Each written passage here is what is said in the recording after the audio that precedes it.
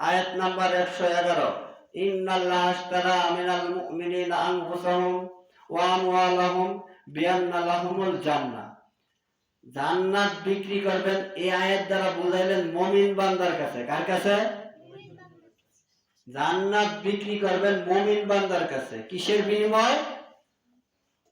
জান আর মালের বিনিময়। এখন আপনি যদি জান আর মাল দেন তাহলে আপনার কাছে বিক্রি করব। আপনি একজন মুসলিম, আপনি খুতবা শোনার পর যদি বলেন যে জান্নাত বিক্রি করে কিনো নিয়ে, তাহলে আর নামাজ রোজা করে লাভ কি?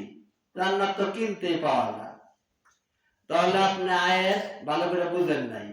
যারা এই প্রশ্ন আমারে করছেন তারা আজকে বুঝেন। যারা বলছেন জান্নাত কিনতে পাওয়া যায়, তাহলে নামাজ রোজা করে লাভ কি? ভাই, নামাজ রোজা করে লাভ কি এটা যে আপনি বলছেন, তাহলে আয়াত আপনি বুঝেন নাই। আপনি কিন্তু হিন্দু ছেলের কাছে আপনার মেয়ে বিবাহ দিবেন না। হিন্দু ছেলে, কাফের ছেলে যদি সকল দিক দিয়ে সুন্দর থাকে, ধর্মালো বেশি আছে, শিক্ষাও বেশি আছে, সকল দিক দিয়ে ভালো আছে, কিন্তু আপনি একজন মুসলমান, হিন্দু ছেলের কাছে আপনার মেয়ে বিবাহ দিবেন না। তদ্রূপ আল্লাহ কাফের কিন্তু জানমাল দেয়, কাফের মুশরিক তারাও জানমাল দেয়। আপনারা আর কতটা দেন, আমরা আর কতটা দেই? কাফেরা আরো বেশি দান সদকা করে।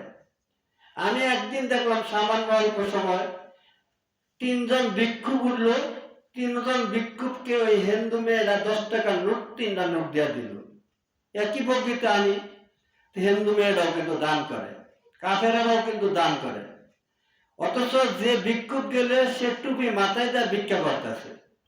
হিন্দু বেদি মুসলমান পুরুষটাকে 3টা ভিক্ষুক গেলে 3টা ভিক্ষুককে 10 টাকা করে টাকা দিল, 30 টাকা আমি দেখলাম। তা আমি আপনার এই কথাটাই বোঝাচ্ছি যে হিন্দুর কাছে যেরকম জান্নাত বিক্রি করা হয় না, তদ্রূপ আয়াতে বলছে মুমিন মুসলমানের কাছে জান্নাত বিক্রি করা হয়। এখন আপনি মুমিন হইবেন কি করলে? কদ আফলাহাল মুমিনুন, তারাই হইল মুমিন আল্লাযীনা হুম আলা সালাওয়াতিহিম ইউখাশিউন, যারা সালাতকে খুশু খুজুর সহিত আদায় করে, তারাই হইল মুমিন। মুমিনের কাছে বিক্রি করবেন জান্নাত, কাফের মুশরিকের কাছে জান্নাত বিক্রি করবেন না। তাহলে আপনি যদি মুমিন হন তাহলে আপনার কাছে জান্নাত বিক্রি করব। যদি মুমিন হওয়ার শর্ত হইল প্রথম নাম্বার কদ আফলাহাল মুমিনুন, তারাই সফলতা অর্জন করিয়াছে, আল্লাযীনা হুম আলা সালাওয়াতিহিম ইউহাফিজুন, যারা সালাতকে হিফাজত করে। আর 2 নাম্বার আয়াতে বলছে আল্লাযীনা হুম আলা সালাওয়াতিহিম ইউখাশিউন, যারা খুশু খুজুর সহিত সালাত আদায় করে, তাদেরকে ব্যাপারে বলা হয়েছে তারাই মুমিন, তাদের কাছে জান্নাত বিক্রি করা হয় 2টা জিনিসের বিনিময়।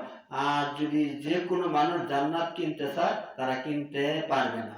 এখন শর্ত হলো আমরা যদি মুমিন হই আমাদের কাছে আল্লাহ জান্নাত বিক্রি করব।